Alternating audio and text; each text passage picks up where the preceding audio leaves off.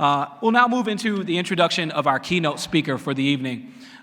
This person is a tremendous champion. There's nobody that I've met, I love you all, but there's nobody I've met who loves Peoria more than this individual right here. He is truly the most exciting, energetic, engaging champion for Peoria, Illinois.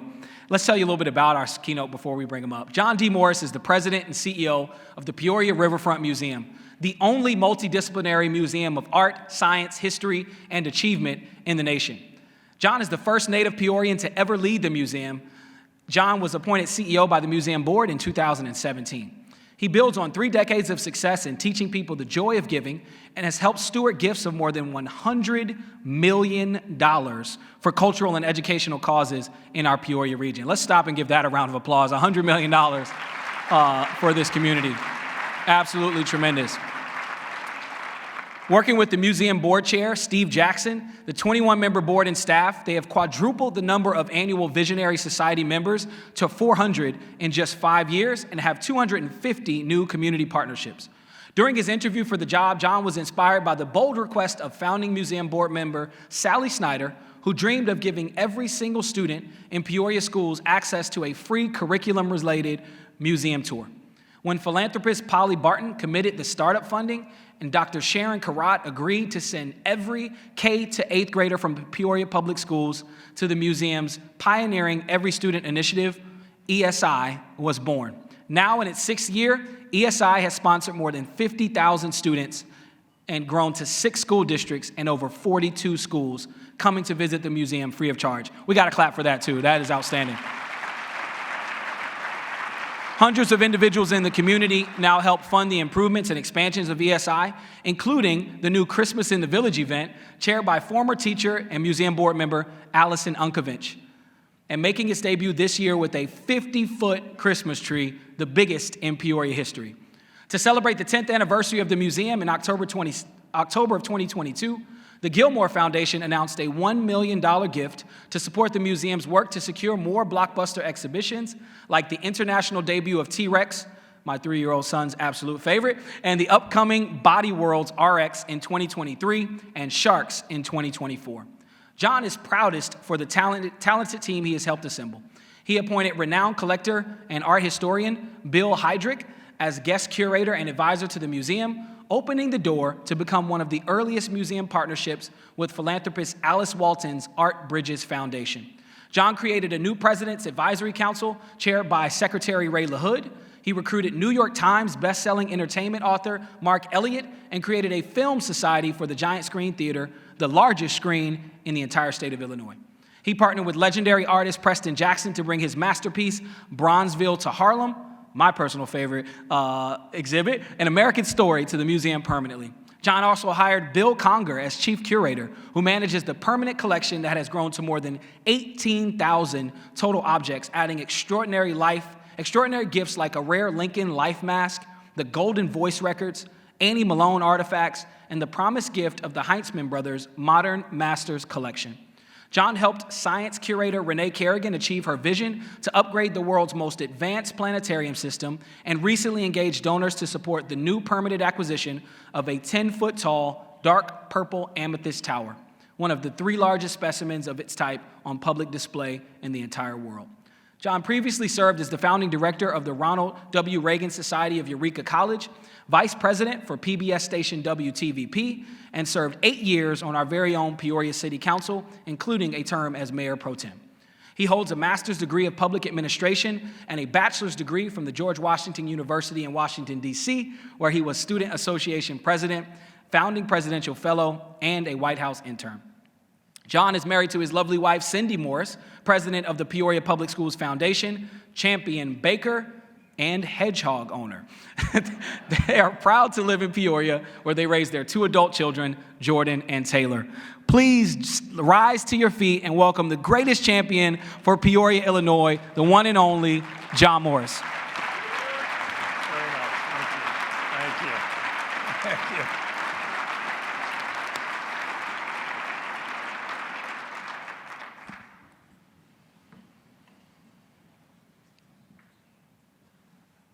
Peoria. Peoria, Illinois, USA. Doesn't that have a ring to it? The greatest city. Joshua, thank you for your energetic leadership. You can feel the Chamber of Commerce starting to really roll now, can't you? You can feel it. And when the Chamber rolls, our businesses are rolling, our community's rolling. So you all in this room are part of what Joshua is trying to lead.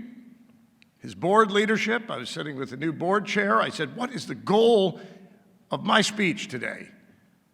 He said, well, I just had one request when I took on the chamber leadership role. If we could just end the Thanksgiving luncheon on time. It would be a successful, Justin, thank you. That's true. As mentioned in the introduction, my wife Cindy is a champion baker. There's always cookies being baked in our small but mighty kitchen. And it reminded me of a story about gratitude. One child has nothing before him at the table, maybe homework. Mom brings a cookie. The child is extraordinarily grateful. Another child has 10 cookies. Dad comes and takes one of the cookies away. And the child is very upset to lose that cookie. Now, which of these children demonstrates gratitude most? I'm telling you right now, Peoria, Illinois, USA, we got a lot of flour in the cupboard. We got a lot of sugar. We got the eggs. We've got so many ingredients that we have 1,000 cookies to bake in this community. We got to get to baking. And the way to do that is to be like the little girl at that table. For every single cookie and ingredient we have, we've got to show gratitude. This is a Thanksgiving luncheon. So I'm making a modest proposal today. I shared this with our fearless leader, Mayor Rita Ali, earlier, and with Joshua Gunn and a few others of you. I have a modest proposal. The city of Philadelphia has a moniker. It's the city of brotherly love, or brotherly shove. If you're from Philadelphia, you've heard that one. City of Los Angeles has a moniker, the city of angels. The city of Peoria has a question. And that's okay, everybody knows the question, right? Will it play in Peoria? But it's a question. I'd like to come up with a moniker that is an answer. Here's the answer. The city of Peoria is the city of gratitude. We should be known by ourselves first and foremost, and then around the world as the city, and I mean city broadly, the region of Peoria, the Greater Peoria, I like that, I'm just going to call it greatest Peoria area. What if we knew ourselves as the city of gratitude? When gratitude exceeds the number of cookies, you're rich. Gratitude is the fertile soil of growth. Think about that. Is there anyone in the room who wants to grow Peoria in size, in economy, in excellence? Is there anybody? Raise your hand. I think we could do it. That was the most tepid response I've ever. Who? Madam Mayor, she's leading the way. She's trying to get a train coming. You know what I like about the train? Let me tell you something about the train. Seems like a lot of money, and you start looking at it. 8 million people live in upstate Illinois. And from now on, I want all of you to address them as upstate Illinois. We were here first. That's the truth. That train could bring a whole lot of people spending money, moving here, bringing jobs. If we dedicate ourselves to the idea of gratitude, we will grow. We have to be grateful for the cookies that we have, the ingredients in the cupboard. And when that happens, we're going to start growing. Let me tell you about the City of Gratitude. The City of Gratitude began with an unbelievable geological event roughly 12,000 years ago when the glaciers, which were the first bulldozers in our town, moved down from what is now our state, pushing up the soil and leaving behind the bluffs we now call Grandview Drive. We now look across. Those are glacial moraines. And when those moraines were left behind, then few people built houses. They paid a little more. They had a view. But it started with a glacial retreat. The Great Lakes are formed. At some point, so much water overflows the moraines up north, and a massive torrent rips down through the prairies, forming the Illinois River overnight in something called the Kankakee Torrent, leaving behind Starved Rock Park as geological evidence and something called glacial till balls. Has anybody ever seen the glacial till balls in the Peoria Riverfront Museum? Come on, people, get over there and check out these till balls. They're the evidence that says our Illinois River is one of the coolest rivers of its kind on the face of the earth. Pretty amazing. Then what happens? This is incredible. 10,000 years of human history. They came here because this was the Garden of Eden of the Midwestern United States. So bountiful with wildlife. So crystal clear was our river for most of its thousands of years. This was it. The French came, not the British. The British, the United States, we tell the stories of the United States, the British, colonials, Revolution, etc. We're French founded here. And that's pretty cool. We're different. We have a different narrative. 1680, Manhattan had like 4 streets at the tip of Manhattan in 1680. That was it. Manhattan. That's when the French first put the stake down here. And from 1691 on, continuously, we've had a community. DuSable farmed here for 10 years before moving northward to found what city? The city of Chicago. So I like to say a Peorian founded the city of Chicago.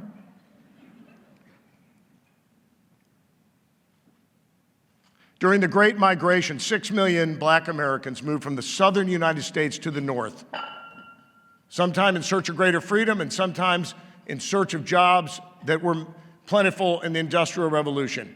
Peoria is a beneficiary of that great migration. The reason we have our diversity today, which is our strength, is because of that great migration. And that's what Preston Jackson captures from Bronzeville to Harlem. Amazing. They came from all over the world as we built up a very special city that I don't believe I even fully recognize, and I was identified earlier by a level of imbalance in my feelings. That was meant to be funny. Because the way I feel about Peoria is imbalanced. The City of Gratitude. I'm grateful for the public servants. All of you who presently serve in any elected or appointed capacity for we the people. Councilmen, county board members, dog catcher. We don't have a dog catcher anymore. Animal control. Any elected office, stand up right now. I want to salute you because you're representing the greatest city there is, the city of gratitude.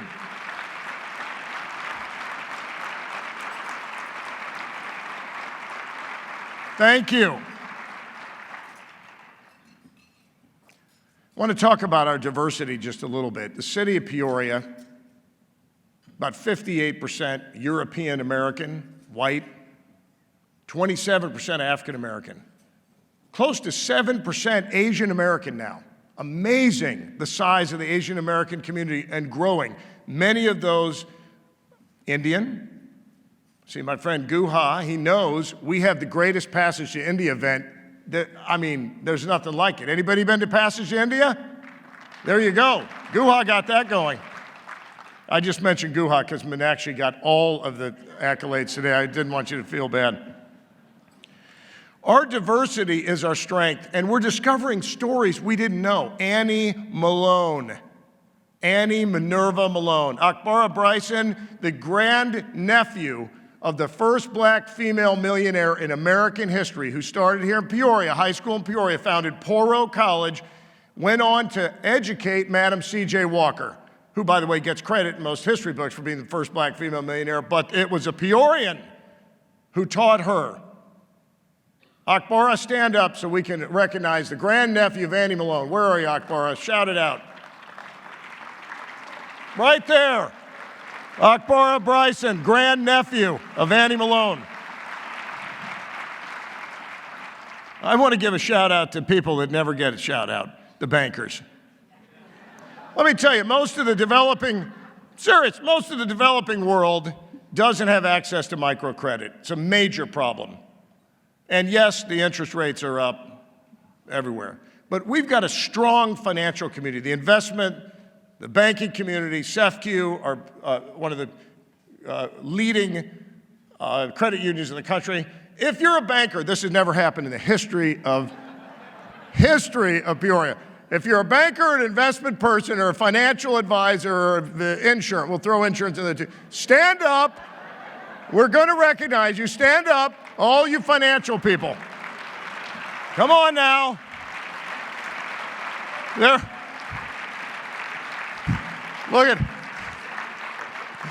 Look at all the politicians are right here. All the bankers are on the way out there. But we appreciate you and what you do to fund these startup businesses and fund these small businesses, the backbone of what we are. The educators are building the future.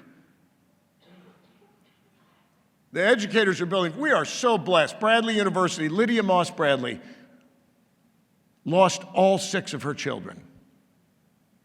All 6 of her children. But with a spirit of gratitude for the community she lived in, she funded the startup of Bradley Polytechnic in 1897.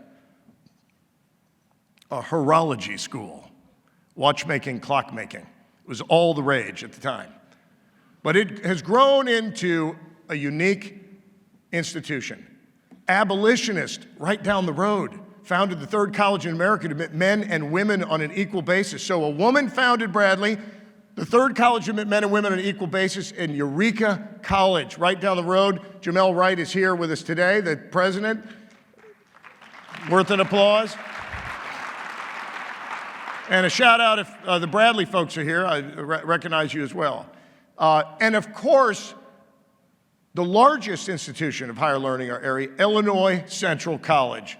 What a backbone that gives us. Sheila Quirk-Bailey, president, is with us. Thank you.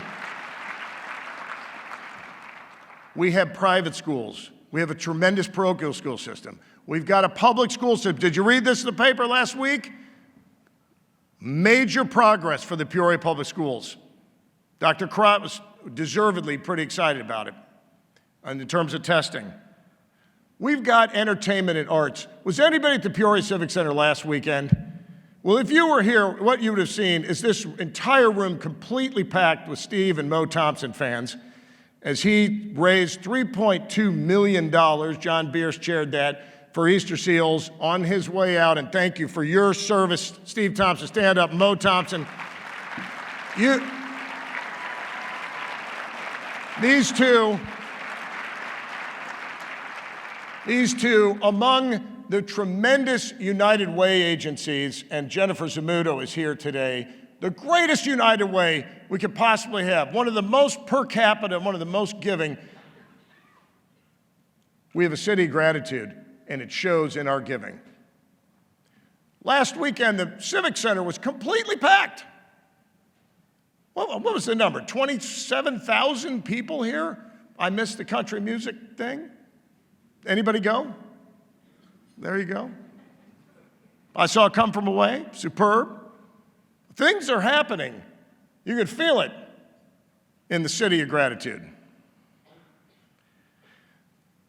All the arts organizations here. We've got 2 symphonies. Peoria Symphony Orchestra, one of the oldest in the country. Heartland Festival Orchestra, 2 ballets. We've got jazz. Come on. This is an amazing place.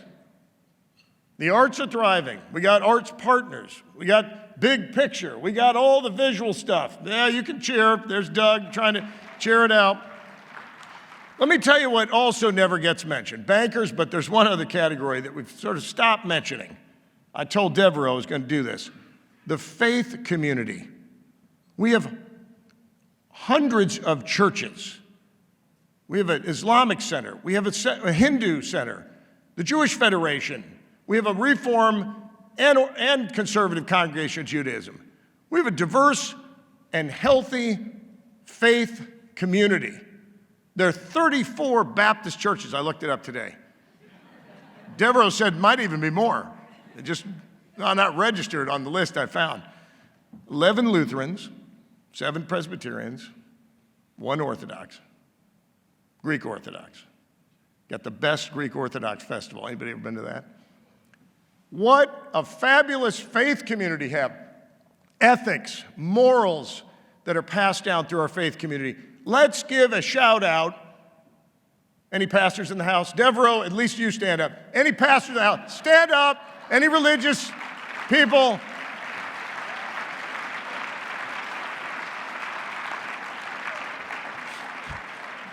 Josh, we got to get the ministers coming to the chamber Thanksgiving luncheon. The health situation. Let's look at it. Last week, I was lucky enough to become one of the first people inside what the hands of our skilled labor, Clint Drury is here today, is building the Cancer Institute at OSF. Unbelievable.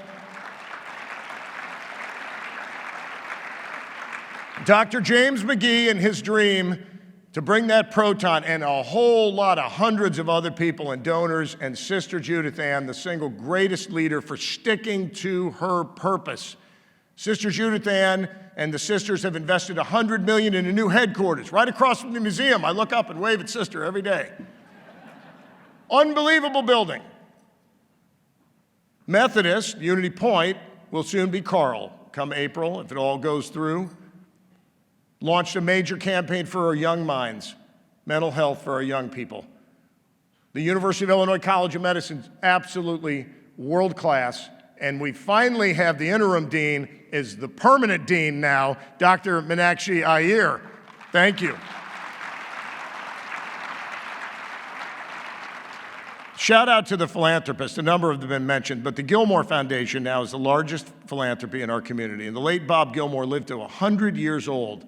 This was a guy who loved Peoria more than me. I will always step aside for Bob Gilmore. He left it all in the hands of the Gilmore Foundation. Laura Cullinan is the executive director, president, and CEO. I apologize, president and CEO. Stand up and let's recognize the Gilmore Foundation's presence in our community, making a tremendous difference. And we still have we have tremendous giving from our corporations.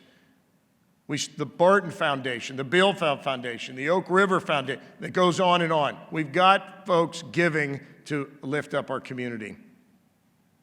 We've got gathering places. The Scottish Rite, $10 million improvement in the Scottish Rite. How about that? How about that? And we've got the Civic Center, designed by world-class architect. What does that sign say, 5 minutes over? I can't actually see. What does it say? All right, almost there. World-class architect Philip Johnson designed this facility. Most of us don't know that. He was the first winner of the Pritzker Prize for Architecture. Pretty special, pretty special. And we've got talent like crazy in our skilled labor. And I'm going to give another shout out to them. I think it's easy to forget when we occupy these buildings and we go through and do what we do, that the skilled hands in our community, and I was happy to see Givesco acknowledged today, and Ron Givens and Ronnie, people building the stuff that we use here are super important. Let's never forget who prepares the meal and who builds the building. So thank you to skilled labor. All right, on your table, the City of Gratitude. There's a little card in there. Please, please do us a favor. Joshua and I didn't talk beforehand, had the same great idea. Write down something you're grateful for. And let's assume family is already on there, so we know family. Write down something or somebody and tell us a story. Send it to us. We're actually going to put together an exhibition. We're going to publish a little publication, Prairie Home Alliance. Steve Jackson's going to support that.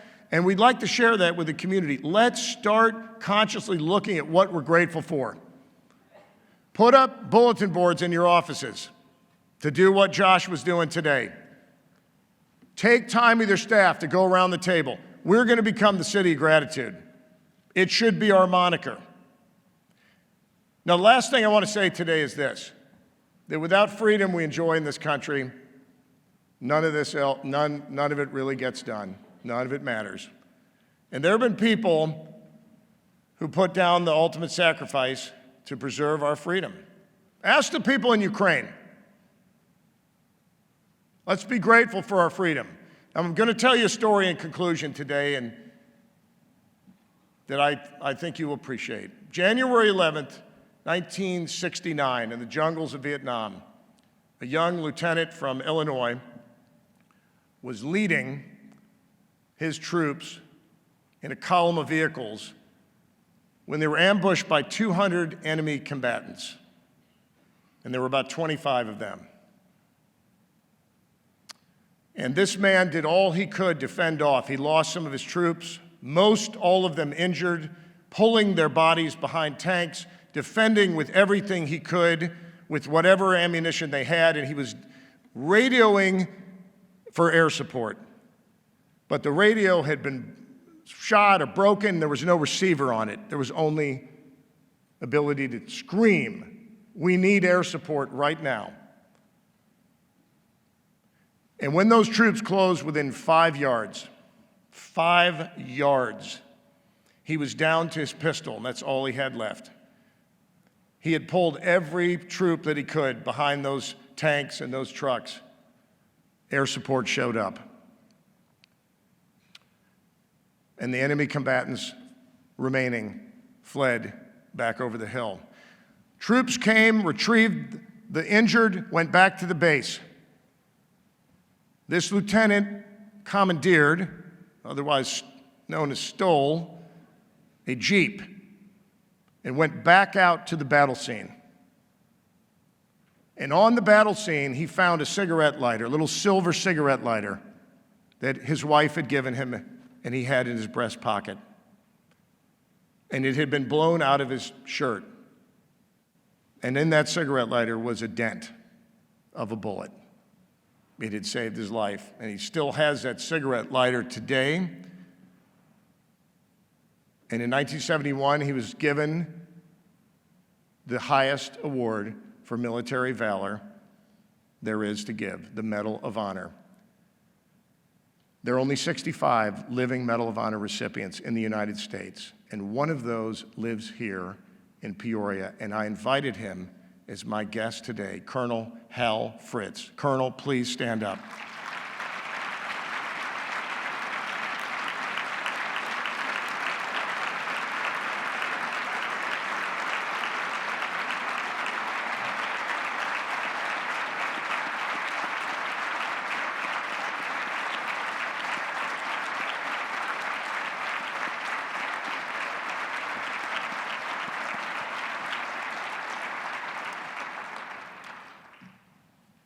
Freedom is not free. And on this Thanksgiving lunch, in the city of gratitude, I thank you, Hal, and everybody who's preserved our freedom. God bless you, one and all. Thank you so much.